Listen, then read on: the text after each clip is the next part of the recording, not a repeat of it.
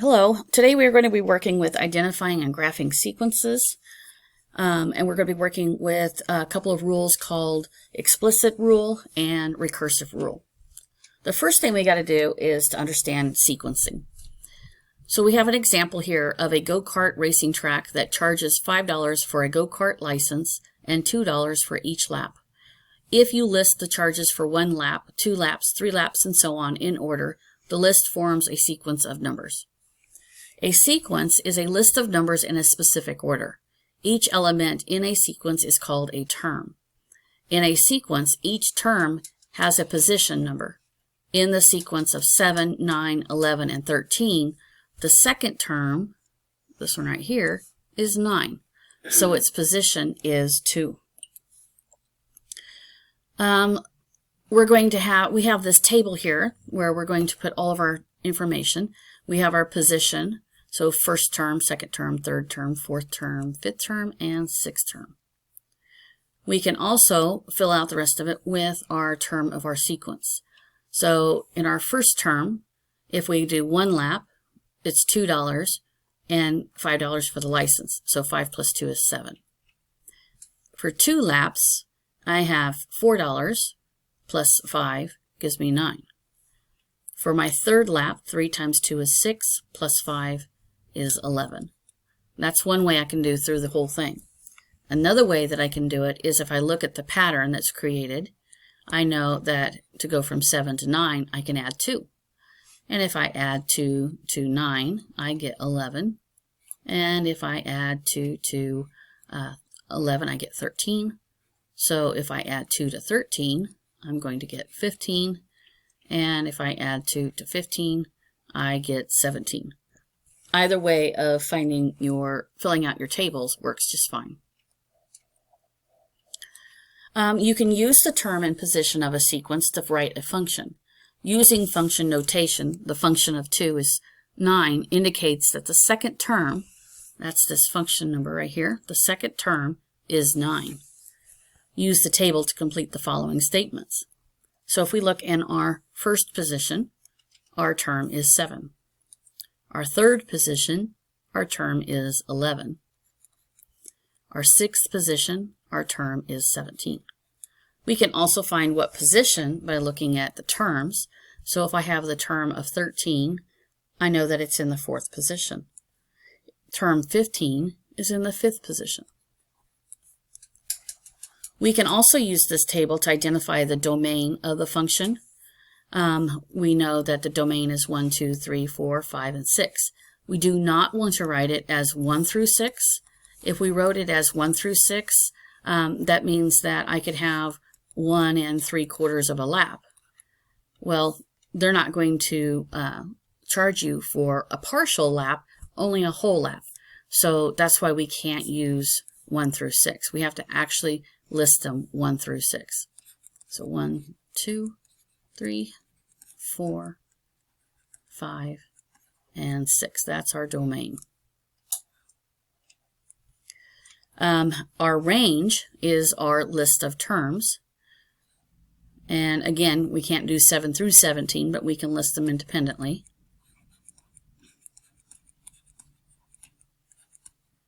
And 17.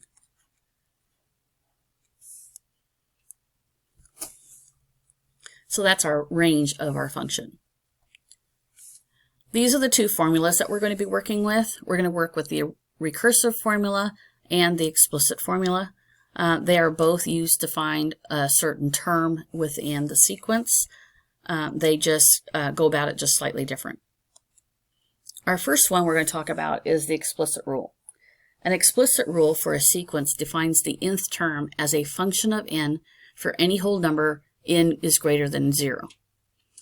The explicit rules can be used to find any specific term in the sequence without finding any of the previous terms.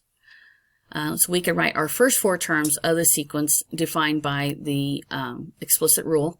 So we want the first 4 positions. So that's why n is 1, 2, 3, and 4. And then because this is the first position, the function of 1 would be 1 squared plus 1, or which is 1, plus 2 is 3, and our term is 3. Our second position, the function of 2, we're going to replace n with 2. 2 times 2 is 4. 4 plus 2 is 6. Our term is 6. And we do the same thing for 3 and 4. So these are our first 4 terms of this explicit rule. For b, we have the function of n is 3n squared plus 1. And we're going to, again, look at the first 4 terms. So we're going to have positions 1, 2, 3, and 4.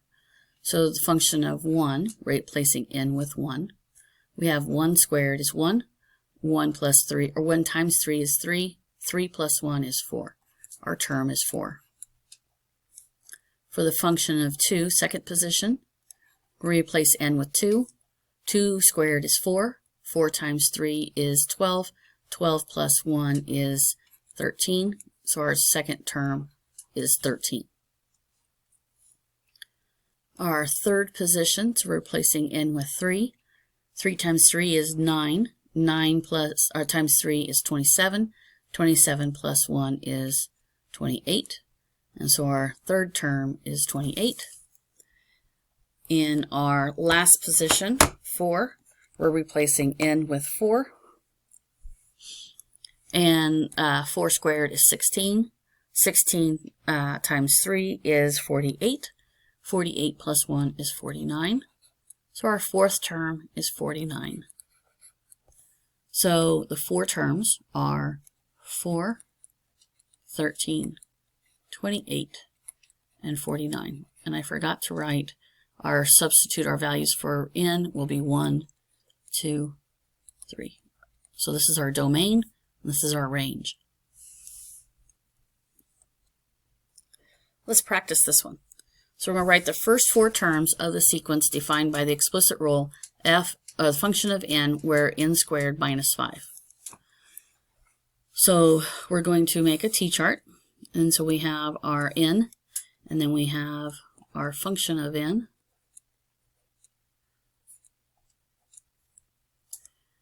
And so we're going to do the first 4 terms. So we're going to do 1, 2, 3, 4. That's our domain.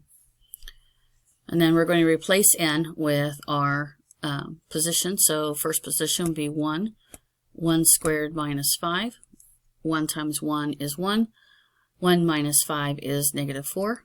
So our first term is negative 4. Our second term, 2 squared is 4. 4 minus 5 is negative 1. 3 squared minus 5. 3 squared is 9. Minus 5 is 4. And our fourth position, 4 squared is 16. 16 minus 5 is 11. So our last term is 11. So the first 4 terms are negative 4, negative 1, 4, and 11. There's our answer. We can also use the explicit rule to determine any term without even knowing what the sequence is, as long as we have the function notation. So if our function in the 15th term, that means I'm going to replace n with 15. So 4 times 15 minus 3. 4 times 15 is 60. 60 minus 3 is 57. So our 15th term is 57.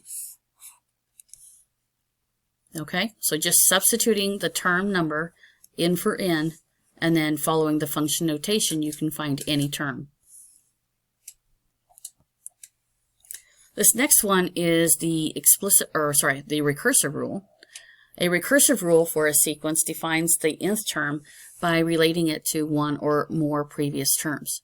The following is an example of a recursive rule. If the function of 1 is 4, so that means the first term is 4. If the function of n equals the function of n minus 1 plus 10 for each whole number, n is greater than 1. And I want to talk about this function of n minus 1. We know, say 5 is our number, and we want to know what the previous term is. Well, we know, just because we know our natural numbers, that the number 4 is the number right before 5, correct? Well, I can find 4 by subtracting 1 from it. So this is what this is. It's finding the previous term. Okay? A lot of times with recursive rules, they'll tell you what the first term is because we need it to be able to find it using that previous term each time. This rule means that after the first term of a sequence, every term f function of n is the sum of the previous term function of n minus 1 and 10. So let's write the first 4 terms of the sequence divided by this recursive rule where the first term is 2 and the function of n equals f of n minus 1 plus 3 for each whole number n is greater than 1. Okay? And so we're going to use the first 4 terms. So our positions are 1, 2, 3, and 4. That's our domain. We know, because they told us, that the first function, the term is 2. So function of 1 is 2. Then I have a function of 2. Well, if I have the function of 2, I know that it is the function of n minus 1 plus 3. Well, the 2 is n, right? So 2 minus 1. So that means the function of 1 plus 3. I know what the function of 1 is. It's 2. So 2 plus 3 is 5. And so that's why the second term is 5. I can do the same thing for the next one. If I have the function of 3, and if I take 3 minus 1, I get 2. Oops. What was my term for the second position? It was 5. So I'm going to take 5 plus 3, and that's going to give me 8. So there's my term for my third position. And we can do it again for the fourth one. So if I have the function of 4, 4 minus 1 is 3. So the function of 3 plus 3. The third term was 8. 8 plus 3 is 11. So there is my fourth term. So the first 4 terms of this recursive rule is 2, 5, 8, and 11.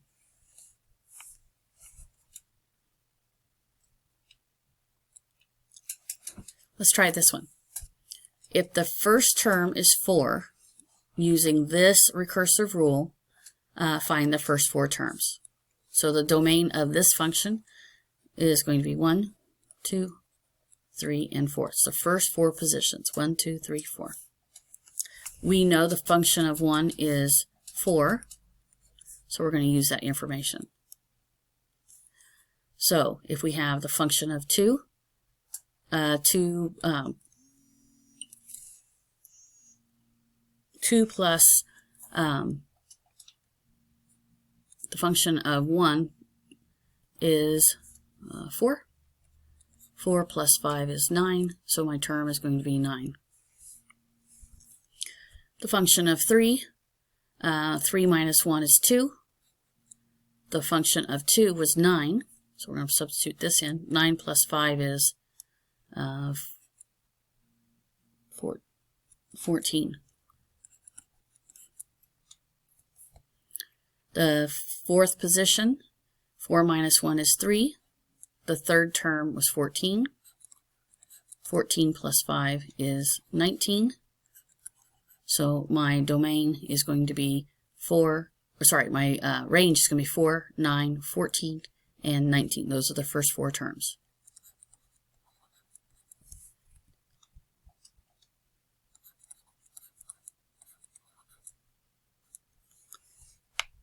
Okay. Let's find the first 5 terms of this sequence. So my domain is going to be 1, 2, 3, 4, and 5. This is going to be n. This is going to be the function of n. They're telling me that my first term is 35. So if I'm using this function,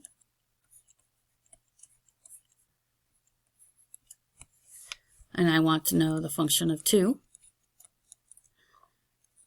2 minus 1 is 1. The function of 1, the term was 35. So 35 minus 2 is 33. The function of 3, 3 minus 1 is 2. The term for the second term was 33. So 33 minus 2 is 31. The function of 4, 4 minus 1 is 3. The third term was 31. 31 minus 2 is 29.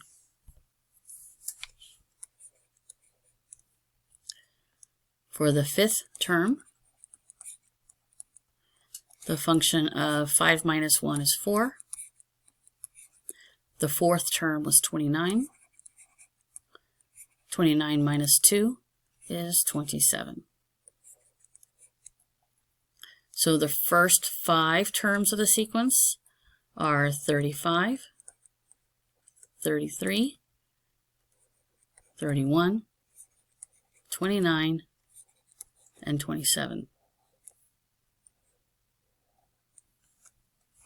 Okay. Let's go ahead and look at 11. If the first term is 45, the function of n equals the function of n minus 1 minus 4. And again, they want us to find the first 5 terms. So our domain is going to be 1, 2, 3, 4, and 5 again. And we're going to find our terms. Let's see, it's function of n equals the function of n minus 1 minus 4. So we know the first term is 45. So if we're looking for the function of 2, 2 minus 1 is 1. The first term was 45. Minus 4 is 41. The function of 3, 3 minus 1 is 2. The second term was 41. 41 minus 4 is 37.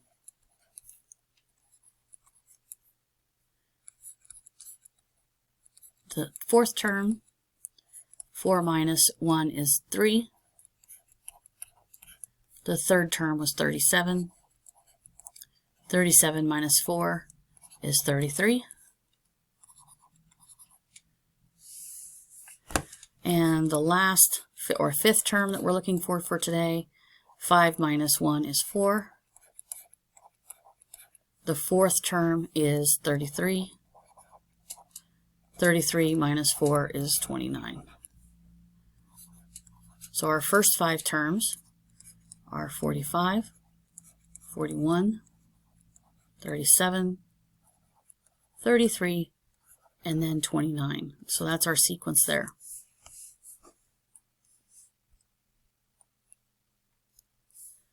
And we're going to start this on another video, part 2.